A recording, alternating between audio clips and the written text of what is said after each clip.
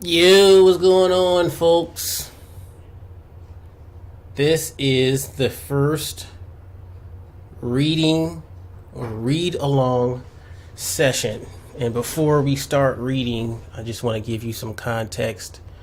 But first, I want to thank particularly my Facebook fam for liking and sharing and commenting on the reels.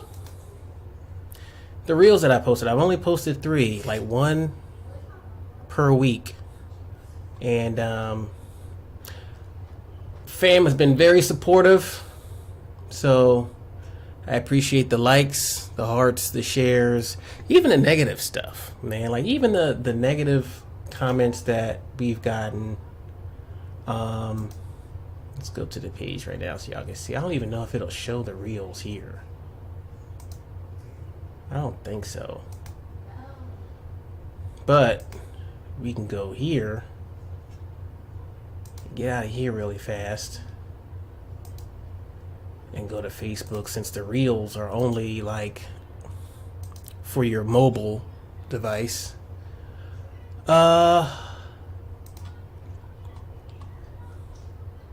Face is so weird. Anyway, I appreciate the love, that we've been getting from this. And we are going to post more. Just for context, I only really share this with people who I talk to directly about it. We've done all of these that you've seen were done like a whole year ago. Like, this is old stuff, but it's not old to you because I haven't posted it. This is the first time I'm posting it, but I've been sitting on this for about a year, so that's my fault. Anyway, to our program. I want to bring the camera back up so you guys can read along and follow. Now, this right here is going to be acting funny sometimes. There we go. Got my phone up here so that y'all can read with me. Now, I just got this book called DoubleSpeak, and I gained interest from seeing a YouTube video of the author being interviewed a long time ago. I want to say it was around like the 80s or something, and he was talking about his book and how it was like banned in certain countries and stuff like that. So anytime you have a book like that, I'm like, well, why is it banned? Well, what's going on with it? What kind of information does it have that whatever government would ban it, wouldn't want you, that kind of thing.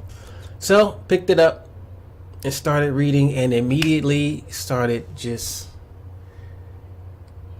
I don't want to say laughing, but a lot of things that we, particularly in the Nation of Islam, we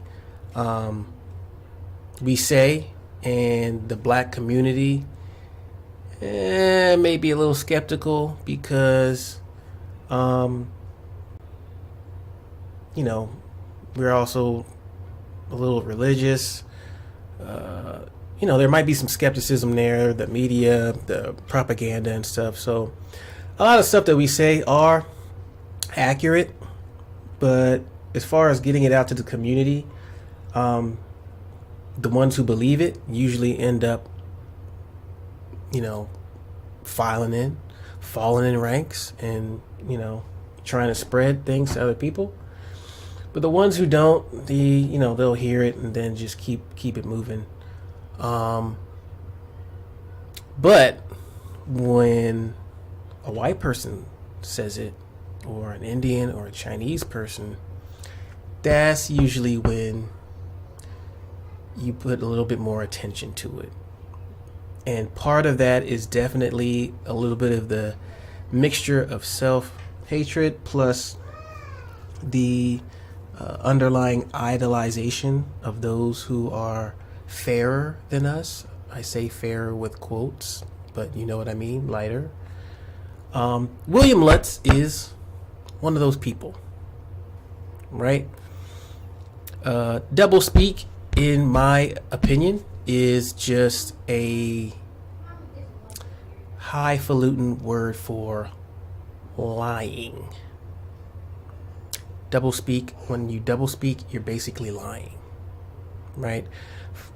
From revenue enhancement to terminal living, how government, business, advertisers, and others use language to deceive you. Deceive, means you're lying. As you can see here, this is my little bookmark. I'm using a business card for it. Not that far in, but I have already kind of taken some points out of the pages, things that are key to me, and I'm gonna see if I can see the thing. When I maximize this, I usually can't get it out. I don't know if maximizing is necessary.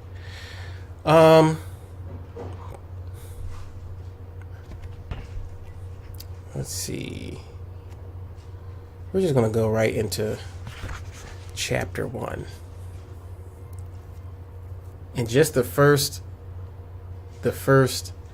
paragraph lets you know what it's about there. Chapter 1, involuntary conversions, preemptive counterattacks, and incomplete successes. The world of doublespeak. There are no potholes on the streets of Tucson, Arizona, just pavement deficiencies. The Reagan administration didn't propose any new taxes, just revenue enhancement through new user fees. Those aren't bums on the street, just non-goal oriented members of society.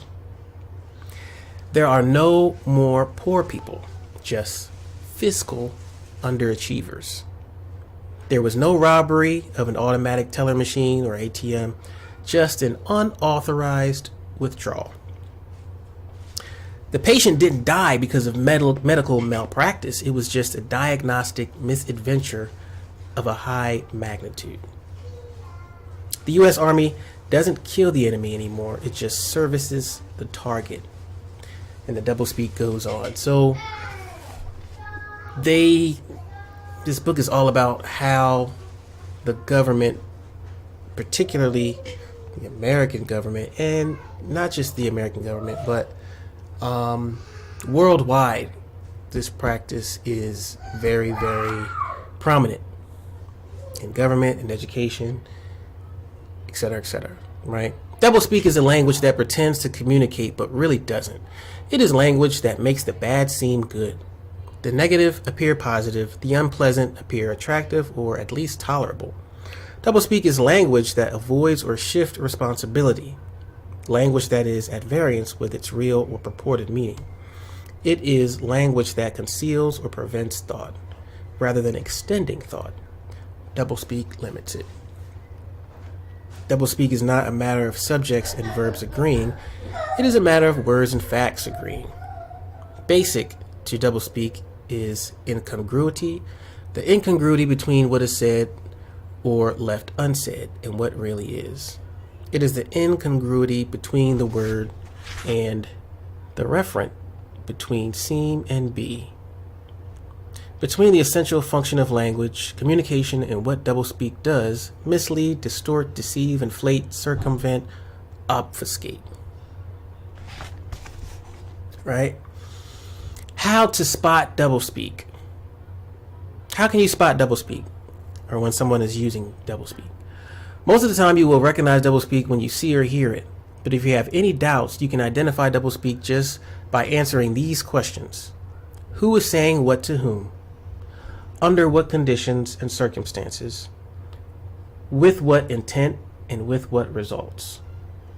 Answering these questions will usually help you identify as doublespeak language that appears to be legitimate or that at first glance doesn't even appear to be doublespeak. There are at least 4 kinds of doublespeak. I'm going to go into the doublespeak, the 4 kinds of doublespeak. The first is the euphemism, an inoffensive or positive word or phrase used to avoid a harsh, unpleasant, or distasteful reality. But a euphemism can also be a tactful word or phrase which avoids directly mentioning a painful reality, or it can be an expression out of the concern for the feelings of someone else, or to avoid directly discussing a topic subject to a social or cultural taboo. When you use a euphemism because of your sensitivity for someone's feelings or out of concern for a recognized social or cultural taboo, it is not doublespeak. For example, you express your condolences that someone has passed away because you do not want to say to a grieving person, "I'm sorry your father's dead." When you use the euphemism "passed away," no one is misled. Nobody else uses those two words to express anything other than death. When you use the euphemism, moreover, the euphemism functions here are not just to protect the feelings of another person, but to communicate also your concern for that person's feelings during a period of mourning. When you excuse yourself to go to the restroom, or you mention that someone is sleeping with or involved with someone else, you do not mislead anyone about your meaning, but you do respect the social taboos about discussing bodily functions and sex in direct terms. You also indicate your sensitivity to the feelings of your audience, which is usually considered a mark of courtesy and good manners.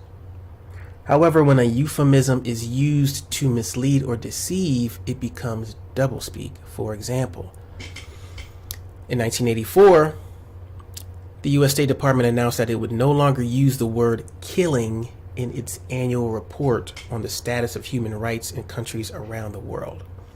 Instead, it would use the phrase unlawful or arbitrary deprivation of life, which the department claimed was more accurate.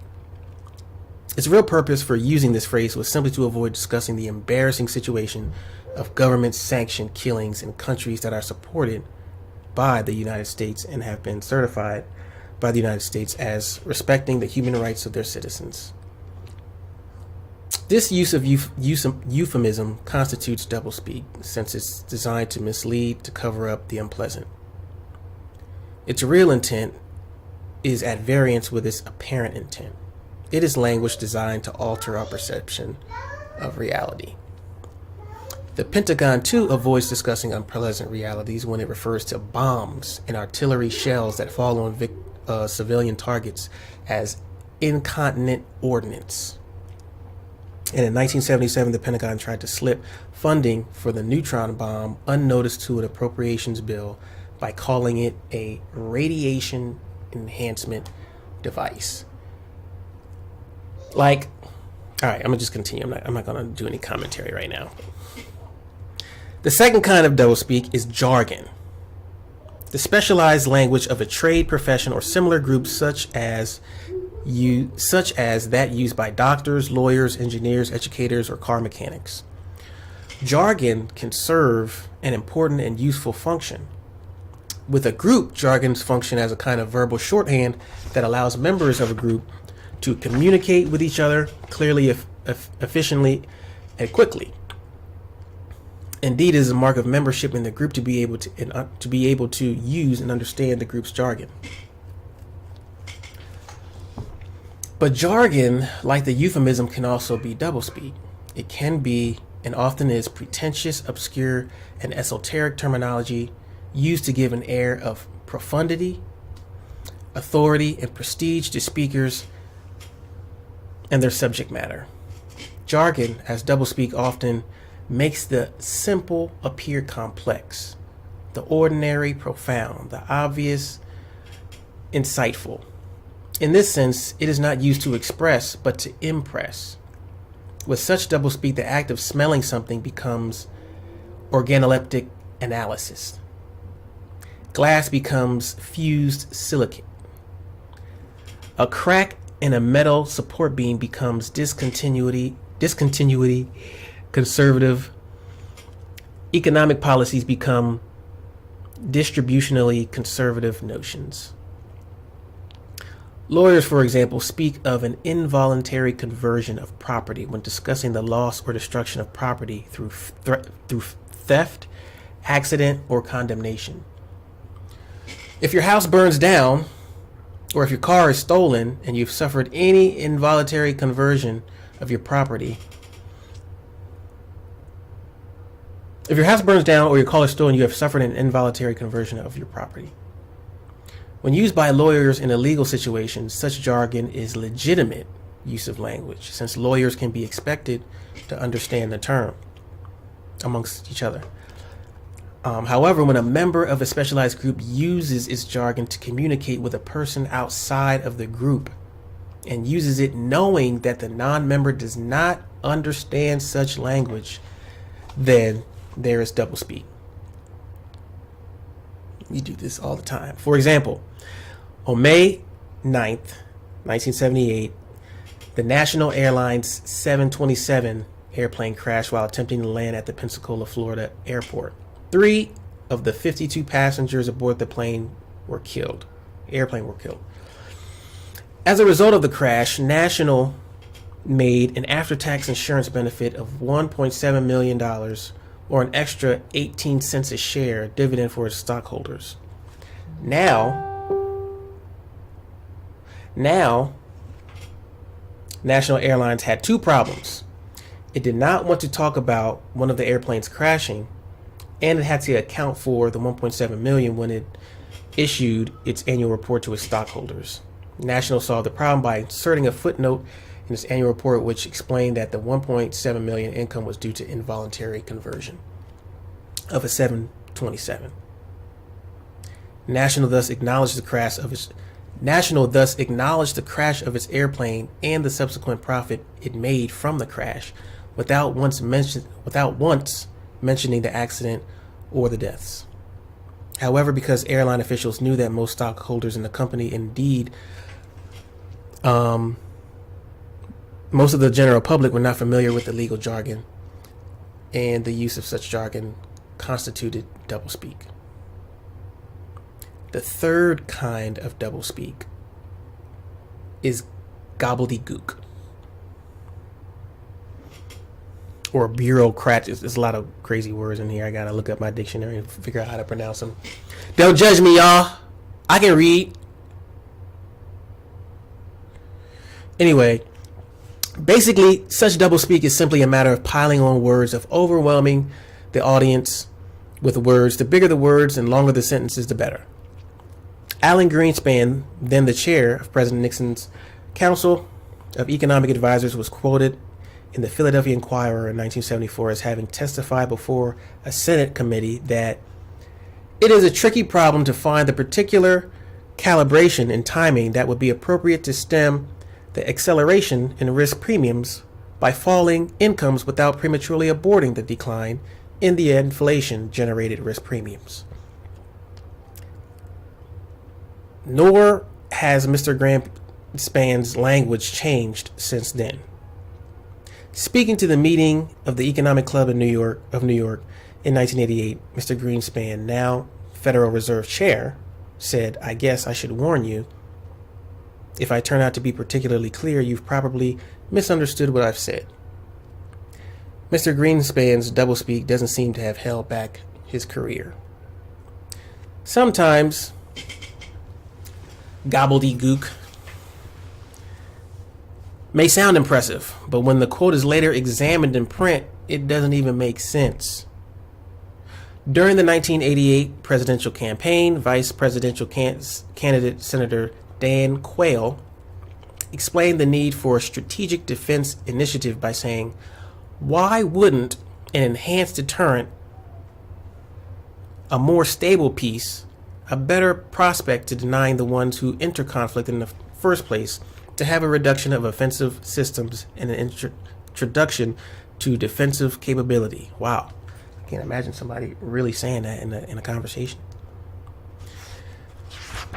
I believe this is the route the country will eventually go.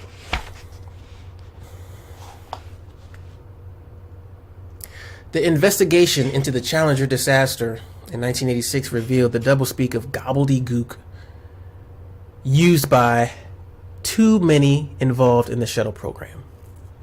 When Jesse Moore, NASA's associate administrator, was asked if the performance of the shuttle program had improved with each launch or if it had remained the same, he answered, "I think our performance in terms of the liftoff performance, in terms of the orbital performance, we knew about the envelope we were operating under, and we have been pretty accurately staying in that.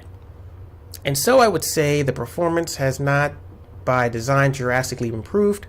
I think we have been able to characterize the performance more as a function of our launch experience as opposed to it improving as a function of time." Wow. While this language may appear to be jargon, a close look will reveal that it is really just gobbledygook with jargon, laced with jargon. But you really have to wonder if Mr. Moore had any idea what he was saying. These are people in highfalutin position, like this is NASA. Anyway, the fourth kind of doublespeak is inflated language that is designed to make the ordinary seem extraordinary, to make everyday things seem impressive, to give air of importance to people, situations or things that would not normally be considered important, to make the simple seem complex. Often this kind of doublespeak isn't hard to spot and is usually pretty funny. While car mechanics may be called automotive internists, elevator operators, members of the Vertical Transportation Corps, used car, pre-owned, or experienced cars, and black and white television sets described as having non-multicolor capability. You really aren't misled all that much by such language. However, you may have trouble finding out that when Chrysler initiates a career alternative enhancement program, it is really laying off 5,000 workers, or that negative patient care outcome means the patient died, or that rapid oxidation means a fire in a nuclear power plant. The doublespeak of inflated language can have serious consequences. The Pentagon doublespeak, preemptive counterattack, means that American forces attacked first. Engage the enemy on all sides means American troops were ambushed. Backloading of augmentation personnel means a retreat by American troops. In the doublespeak of the military in 1983, invasion of Grenada was conducted not by the U.S. Army, Navy, Air Force, and Marines, but by the Caribbean peacekeeping forces. But then, according to the Pentagon, it wasn't an invasion. It was a pre-dawn vertical insertion. Doublespeak throughout history. Doublespeak is not a new use of language peculiar to the politics or economics of the 20th century. In the 5th century BC, the Greek historian Thucydides wrote in the history of the Peloponnesian War that revolution thus ran its course from city to city. Words had to change their ordinary meanings and to take those which were now given them. Reckless audacity came to be considered the courage of a loyal ally. Prudent hesitation, specious cowardice, moderation was held to be a cloak for unmanliness. Ability to see all sides of a question, inaptness to act on any. Frantic violence became the attribute of manliness. Cautious plotting, a justifiable means of self-defense. The advocate of extreme measures was always trustworthy. His opponent, a man to be suspected. Julius Caesar, in his account of the Gallic Wars, described his brutal and bloody conquest and subjugation of Gaul as pacifying Gaul. Where they make a desert, they call it peace, said an English nobleman quoted by the Roman historian Tacitus.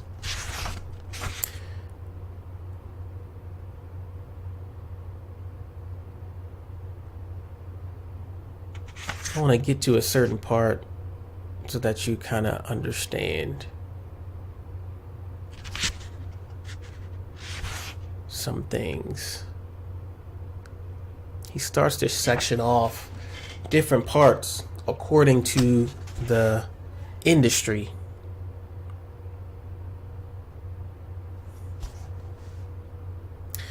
Business doublespeak. The reason I am putting this on live is because once you understand and know this type of stuff, it would be easy to spot, and 9 times out of 10, you as a respectable person probably wouldn't allow it to happen to you in a victim type of way. This is a good example of that. The world of business has produced large amounts of doublespeak. If an airplane crash is one of the worst things that can happen to an airline company, a recall of automobiles because of a safety defect is one of the worst things that can happen to an automobile company. In April of 1972, when the Ford Motor Company had to recall 423,000 1972 Torino and Mercury Montego models to correct mechanical deficiencies, the company sent a letter to all those who had bought the defective cars. In its letter, Ford said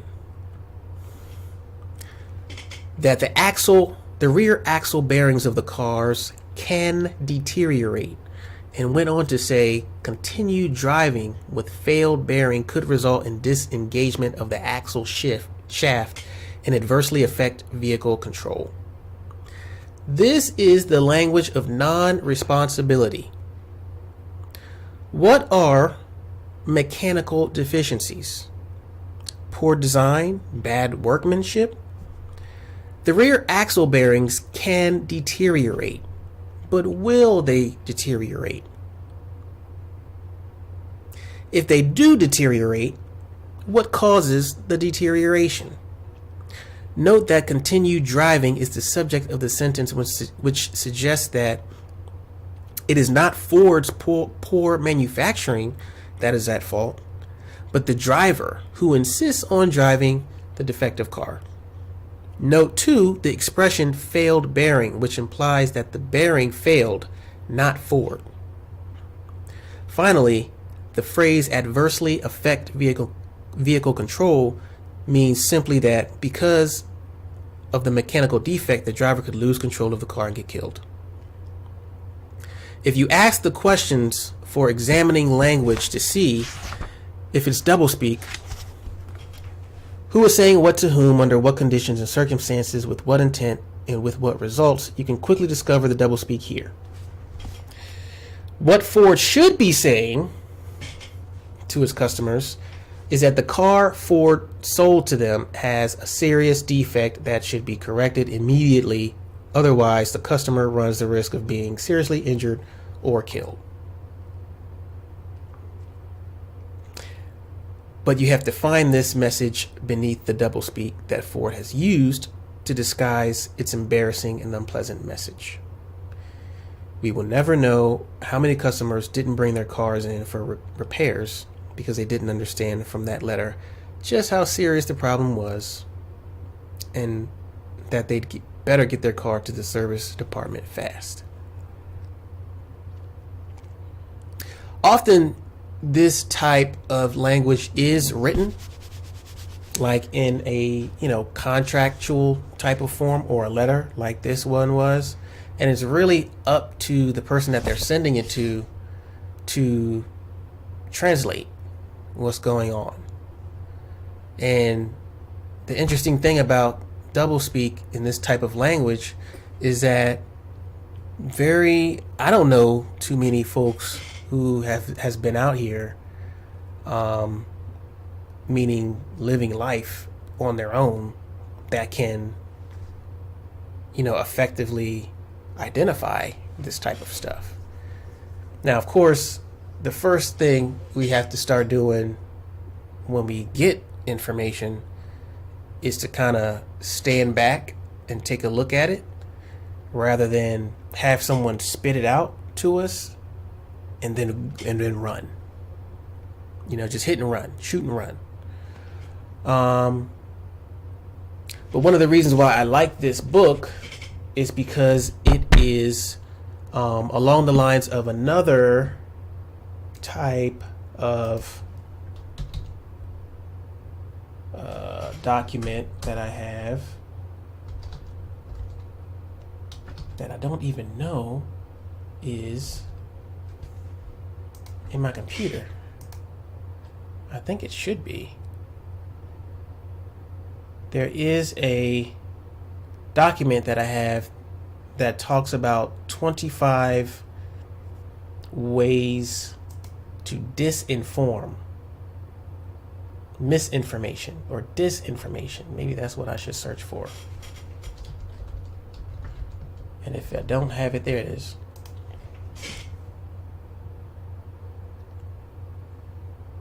So this is a good type of thing that I have, and it goes into pretty much the same thing, right, as DoubleSpeak. Only this is more toward the debate type of thing. And in this world, now that social media is here, Facebook is here, Twitter is here, everybody's debating. Everybody's debating on something. Roe versus Wade, Black Lives Matter, et cetera, et cetera. Right? 25 rules of disinformation. Now, the difference is, we're talking about these are ways that you can disinform a person or a community or a people. Disinform is different from misinform. Misinform is something that happens by accident. I tell you something, and in my heart, I believe it's to be the truth, and then later on we find out that it wasn't the truth. My bad. I'm sorry. I honestly thought this was the truth, and I told it to you. Disinformation is an intentional misinformation. Like I'm misinforming you intentionally. I'm doing it on purpose. Hear no evil, see no evil, speak no evil. We all know about that. I ain't say nothing. I ain't heard nothing. I ain't doing nothing. We do this a lot in the streets. Cops do it too when people get killed. Become incredulous and indignant. Avoiding key issues instead of focusing on side issues, which can be used to show the topic as being critical in some otherwise sacrosanct group or theme, known as how dare you. Create mover mongers. And for those of you who want this, I can just send this to you. Just let me know. It's not a whole lot. It's only a few pages. But those of you who are in law probably already have this.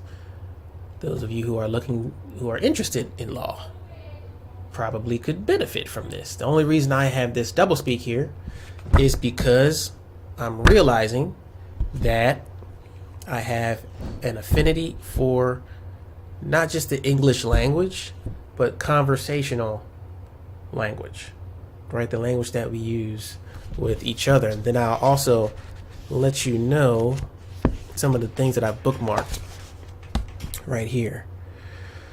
Which one? The dangers of DoubleSpeak. Also, too, this is some things that I've known, like internally, but could never articulate. And I'm trying to get better at articulating stuff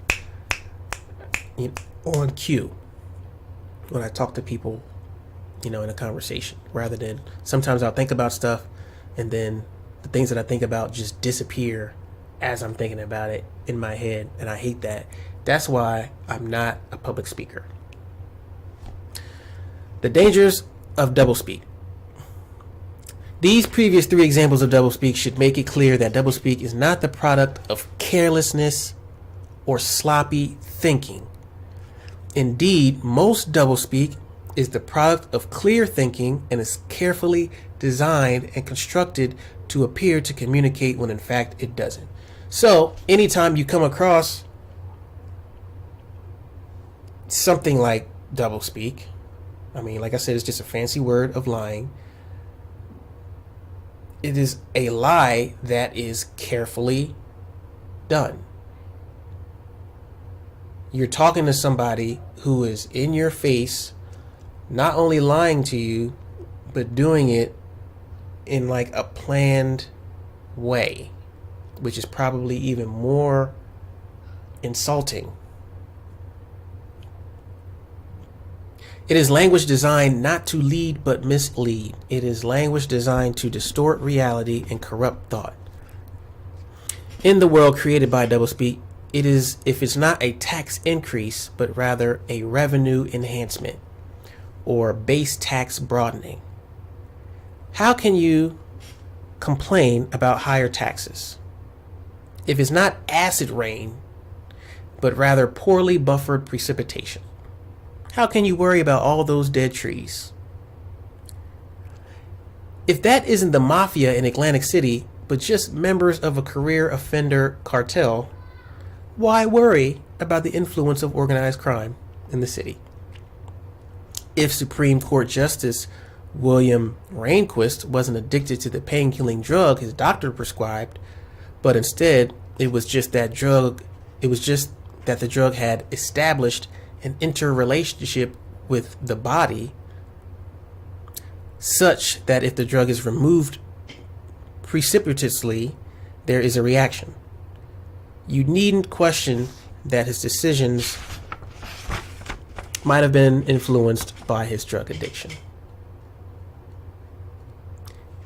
This is why when it comes to the conflict between the black and white communities, there is really no remorse for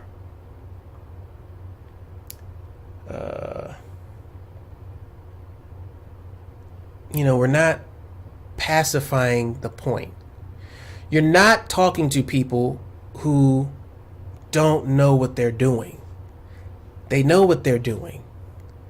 If you catch them doing it, then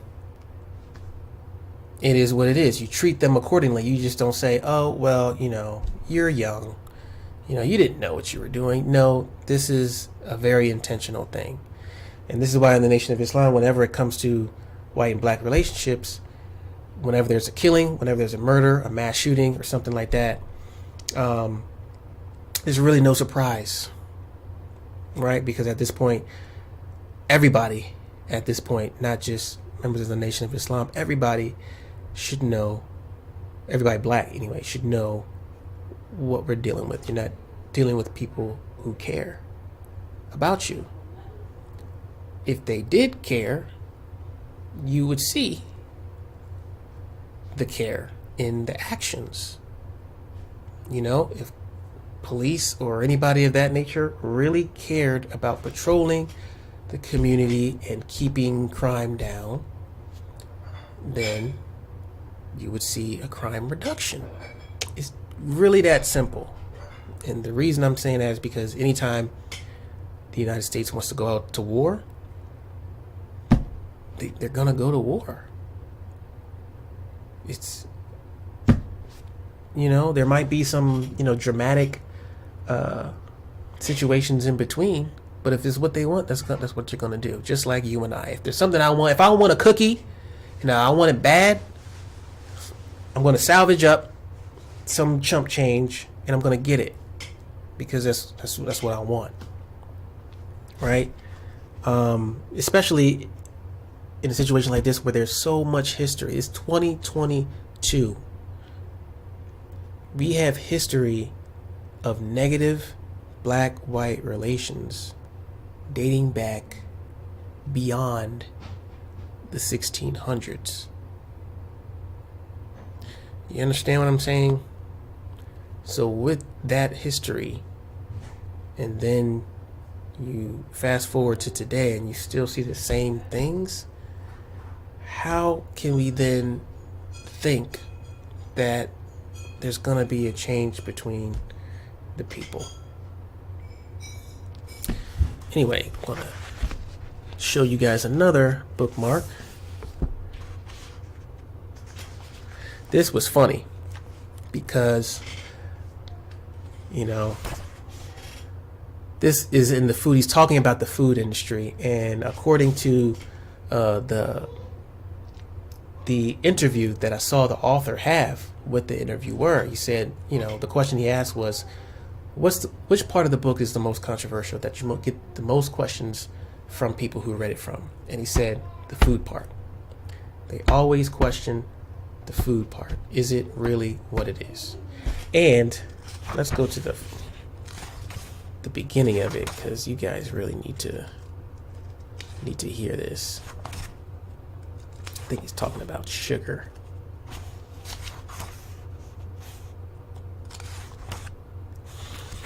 The doublespeak of food.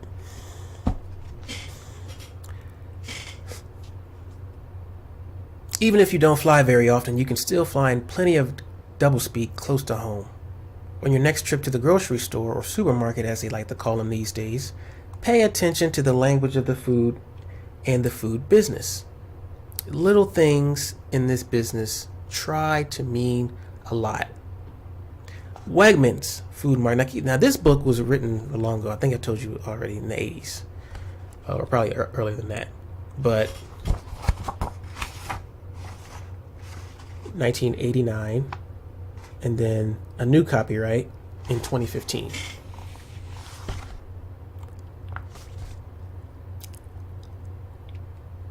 Wegmans Food Markets in Rochester, New York, advertised for part-time career associate scanning professionals, or what used to be called checkout clerks.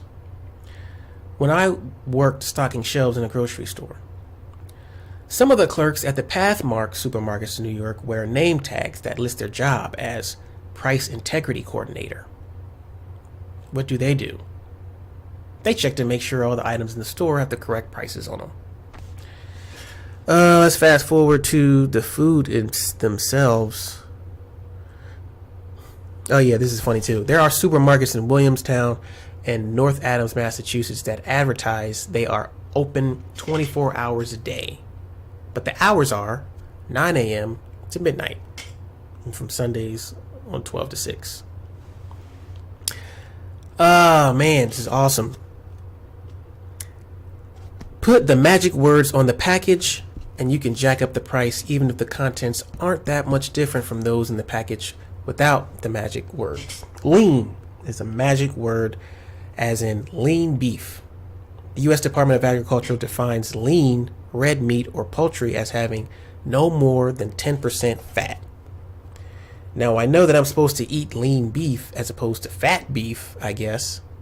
If that's true, why do cattle ranchers spend so much time and money fattening up their cattle before selling them to the slaughterhouses or meat processors, as they like to call themselves?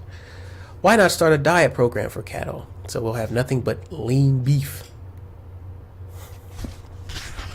Like, I could go in different part. I really want to talk about the sugar part. But I think in order to do that, I have to start here for context.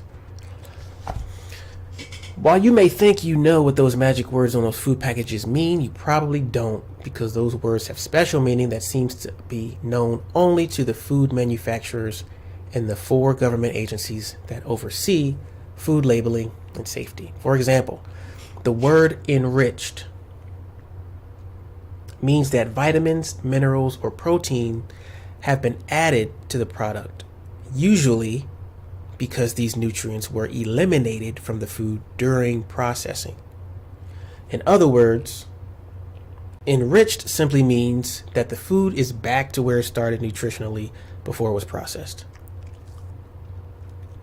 However, fortified means that the vitamins, minerals, or proteins not originally removed during processing have been added as supplements, thus increasing the nutritional value of the food it had before it was processed.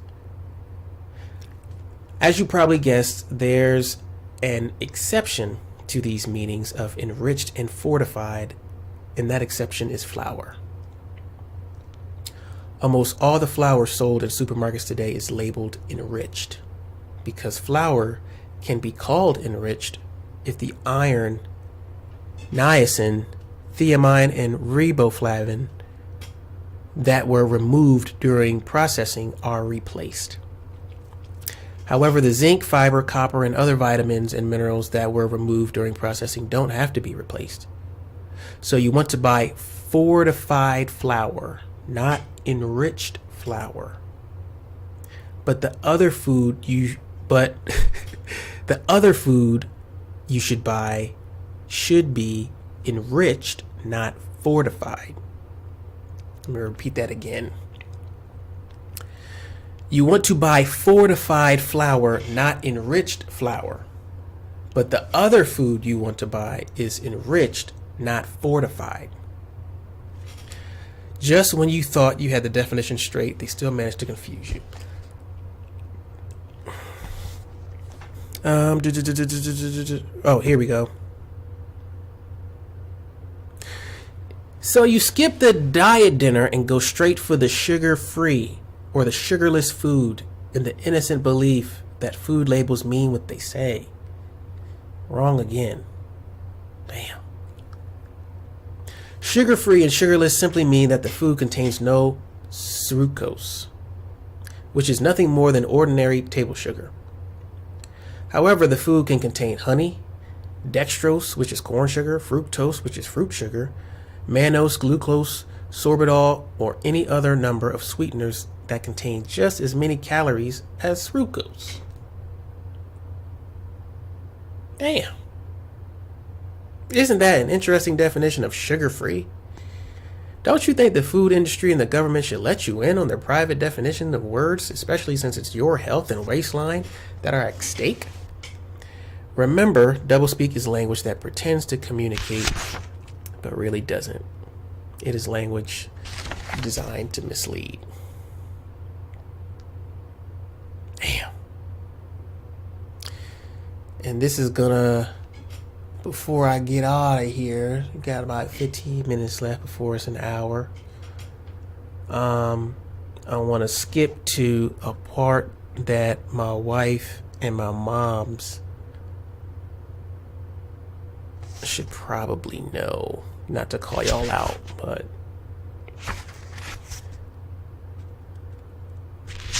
it's about me too, so it's all good. It should be right here. I think I marked it.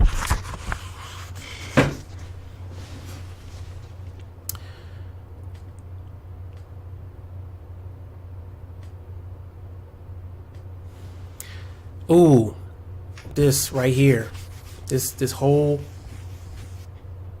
paragraph. Check this out. One triumph of food technology, as the fake food business is discreetly called, is the Gorm egg, developed by Rostin Purina and now 10 years old. The technology, not the egg. A Gorm egg is a foot-long rod of hard-cooked egg suitable for slicing into 75 perfect center slices. Through the genius of food technology, the yolks of these slices do not slip out of the white rims. Even if the slices do have the texture of gelatinous rubber and vague sulfurous near egg aftertaste. But then think of all the work involved in shelling 75 real hard-boiled eggs. When I read this paragraph, the first thing that came to mind is probably something that hopefully should come to your mind, and that is every fast food restaurant. If you ever asked yourself the question, why does an egg and cheese sandwich from Burger King and an egg and cheese sandwich from Wawa have the same type of circular, flat, pancake type of egg? That's it right there. The Gorm egg. Man, this dude is like exposing all kinds of people. Food technologists are not a humorless group. According to an article in the Wall Street Journal in 1986, a group of food technologists once concocted what they call trash soups, just for fun. The soups were made almost entirely of byproducts: minced cod, scallop mantles, which are the greenish rubbery protective lips found in scallop shells, and a broth made from the effluent of a clam processing plant that, after using the water to clean the clams, had simply dumped the water as sewage. The soups, called New England and Manhattan clam chowders, were a big hit in taste tests and sold very well. In fact, the soup sold so well that the clam company, after the food technologists were finished with their little experiment, bottled the water it used to clean the clams and sold it as clam juice for $8 a bottle. Yo, I hope there's folks that's gonna see this and understand what I'm talking about here. This, again, is crazy. It's crazy. Fake food. Fake food. And then he gives a little quiz on whether you can decipher which list of ingredients goes with which product. Right? And then he has a whole lot right here. And I was like, damn.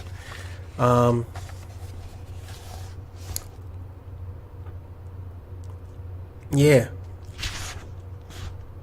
Polls. He goes into the political realm and basically says in a nutshell that the polls aren't accurate. In fact, since you only see the polls on a news broadcast, and news, and I have personal experience with news, is made specifically for viewers.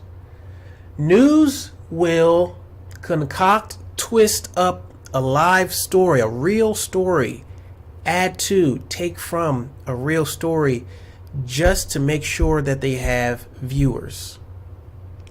News, we think that news is unadulterated, pure. You know, the people are telling us what's really happening. No. I have worked for news industries, and that's the reason why I got out of there quick. It's because I worked with news companies, and they would partner me up as a cameraman with a journalist. We would tag team, go out, shoot a story, get interviews from people. Then the journalist would have to write his story, then turn it in to an editor, an assignment desk editor, that would read his story and say, nope, this didn't happen, take that out, turn this around, spin that up, change this word here. And by the time you get the story back, it's like, this is not what happened. This is not what she said to us. And it's like, it doesn't matter. It's your job. You're live at 7. The hell out of my face. That type of thing. Anyway, same thing with the polls. Since news is based on viewers, the polls are, what's the word he used? I don't want y'all to say that I'm saying this. I don't want y'all to blame it on this author, this guy, right? Nielsen gives the new television program, let me see. Statistical doublespeak is a particularly effective form of doublespeak, since statistics are not likely to be closely scrutinized. Moreover, we think that numbers are more concrete, more real than mere words. Quantify something and you give it a precision, a reality it did not have before. We live in an age where people love numbers. Computer printouts are reality. You identify yourself with your Social Security, your American Express, MasterCard, Visa card, your driver's license, telephone number, your zip code. 3 out of 4 doctors recommend blah, blah, blah, we're told. A recent poll reveals 52.3% are opposed. Blah, blah, blah. Nielsen gives the new television program a 9.2. The movie grossed 122 million. Basketball produces not just athletic contests, but an affinity of statistics, which all true fans love to quote endlessly. The list could go on. The list could go on to include the body count of Vietnam and numbers of nuclear warheads and intercontinental ballistic missiles cited as the measure of national security.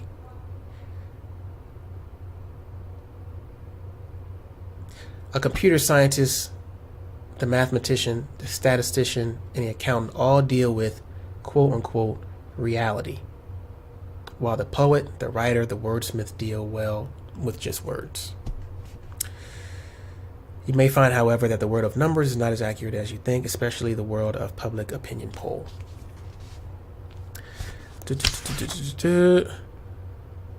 Goes into all of this stuff, man. Like, you're not living in a place of truth. I know some people read this book and get crazy disappointed because what's happening with some people is that all of their beliefs when it comes to what's true and what's not are being completely assassinated right now. Like, if you once believed that numbers are fact, this one chapter, is going to make you mad.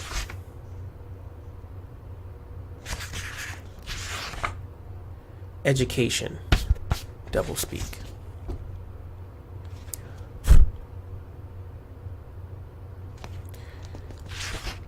As I continue reading this, I'll find some things and then I'll try to highlight it and go live again for maybe a part 2 or part 3 or whatever.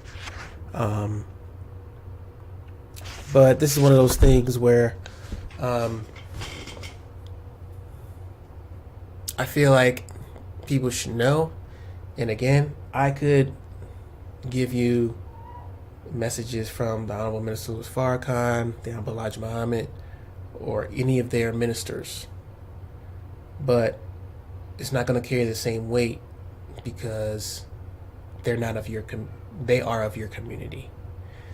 And this here, William Lutz, may not be of your community, so you'll probably listen to him, right? A lot of what he's saying I kind of already knew, but like I said, I couldn't really articulate in such great educated language, and a lot of things are nuanced, like you have to know and understand in order to even be able to communicate. For example, I knew that not everything you get at a supermarket was listed in the ingredients. I knew that already, but for me to say that makes me seem like a pessimist or you're terrible to be around because it's all bad news coming from you. This is not a bad news thing. I'm giving you this so that you can be a little bit more mindful about the things around you and what people say around you. But that's about it. Thanks for tuning in, for those of you who did. And if you didn't, I'll be back on later.